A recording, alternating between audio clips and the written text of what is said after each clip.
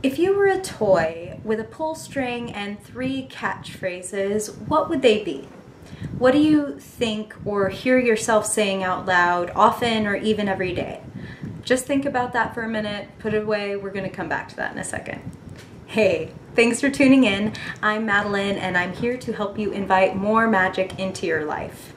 So today we're going to talk about how you can create a stunning amount of magical change in your life by using a simple fundamental law of magic. As above, so below, as within, so without. In my last video, which I will link somewhere up here and in the description, we talked about how thoughts are the language of the brain and feelings, sensations are the language of the body. And when we can get these two in sync, we create a sort of laser focus that not only zeroes right in on what we want, but actually begins to create a new reality. We shift our experience from the inside out. With that in mind, if you're feeling ready to challenge your ego and surprise yourself, get ready to level up in 3 simple steps. I don't know, there's just something about 3s. Step 1, transform your mental talk. So let's come back now to those catchphrases I mentioned at the beginning of this video. We all have sort of automatic thoughts, programming, we could call it, that just runs without our permission based on past experiences and what we've learned from the people around us. So that can be good, bad, ugly, beautiful kind of messaging. Many of us are running mental software that is long outdated and some that is a straight up fucking virus. We need to be vigilant and to acknowledge it, find it, clear it wherever we come into contact with it. And the best place to start with that is with our internal monologue and self-talk. So, what do you say every day? No worries? Fuck this? I'm so stupid? I'm so lucky? Don't judge yourself if you don't have the most helpful automatic thoughts. When they come up, acknowledge them for what they are, take a moment, take a breath, and move to compassion for yourself. What you might want to do if you have a really hard time with this is to picture yourself as a 6-year-old and ask yourself, would you talk to her or to him that way? Would you tell them they're really stupid? Would you tell them they always fuck it up? Would you tell them they're never going to get out of this situation, so they may as well stop trying? Probably not. If you really want to work on this, I suggest putting a picture of yourself somewhere prominent, whether you make it, a 6-year-old you on your wallpaper or put it up on your fridge or on your mirror.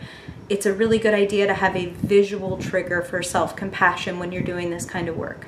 You want to talk to yourself the way God, Goddess, the big good, the universe, however you would like to call it, would talk to you. The way like an ideal parent would talk to you. How would an ideal parent talk to you if you were feeling low or depressed or like you had made the same mistake again? Would they laugh and point at you if you were running and you tripped and scraped your knee? Or would they come over, help you up, put a little band-aid on your boo-boo and help you try again? You want to catch yourself when you hear this old programming running, and you want to ask yourself first, is this true? And if it does happen to be true, unlikely, is it the kindest, most helpful way that you could say it to yourself?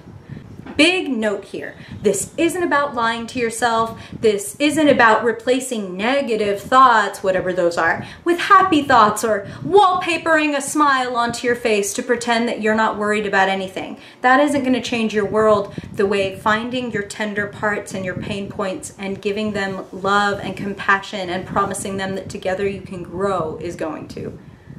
It's not about demonizing negative thoughts.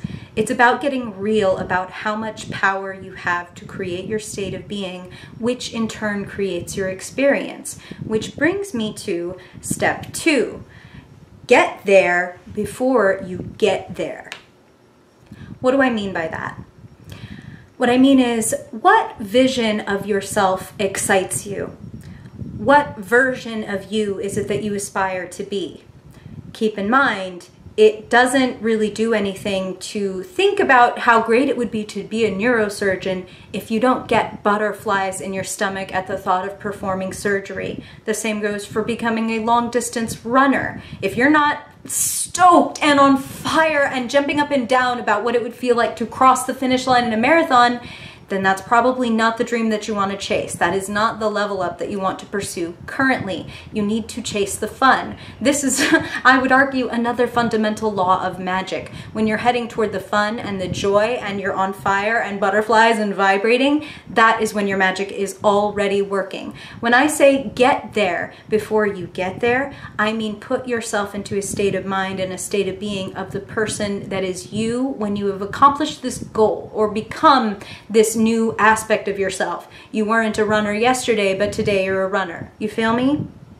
If you're not sure what you want to work toward or in what area of your life you currently want to level up, you could think about somebody that you think is doing amazing things. This might even be somebody that when you look at their life or you look at the way they're doing things, you get a little twinge of envy.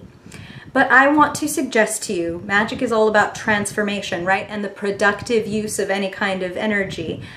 So I would suggest to you that actually any kind of envy you feel, rather than contracting and feeling smaller when you encounter that feeling, I want you to think of that as an amazing signal of I'm on track. This is something that I want. This is something that I can become. This feeling of envy or a little bit of irritation is actually just my soul saying, hey, hey, hey, pay attention. Hey, hey, hey, this away. Okay? So when you see somebody out there killing it, take it as a signal that this is something that you want to try. And the key word here is try. You don't need to become Gandhi or Oprah or Rihanna tomorrow. What all of these people had in common is that they once lived in a current reality that had nothing to do with the vision and the feeling, the passion that they had to build a new future. Each of them aspired to become a version of themselves with a capital T. And through trial and error and experience, all of them became Gandhi, Oprah, Rihanna as we know them today. A powerful fantasy is the beginning of a powerful transition. You need to figure out what makes you feel big with a capital B and then become the big you. Step 3, action. Once you figure out what the big you is up to, begin doing what this version of you is doing, whether that's getting up an hour early, meditating, going for a run, dressing with a little bit more flair. There is no small or, too small or too large of a step to take. There is nothing superficial about getting into character. It's gonna feel very fake it till you make it.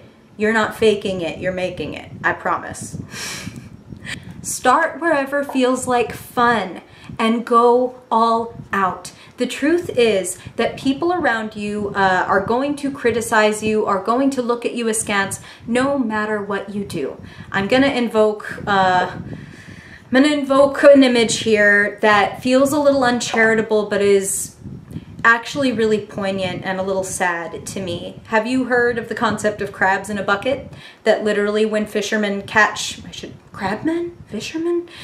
When fishermen catch crabs and put them in a bucket, if one of the crabs starts to crab walk its way out of the bucket and looks like it might be able to get over the lip to freedom, there's this phenomenon where other crabs will climb up and yank it back down into the bucket. Don't worry about the crabs in a bucket. Don't worry about the people who would mock or look at you funny or not understand whether you were doing the most normal, conventional, amazing thing or not. The people who will talk shit will talk mad shit no matter what you do, so you might as well fucking shine. Crabs in a bucket. Feel bad for them? Don't be one of them. If you see somebody out in the world around you who's doing an awesome job and kicking ass and really lifting themselves up, go lift that motherfucker up. Put some of that generosity and authentic goodness into the world.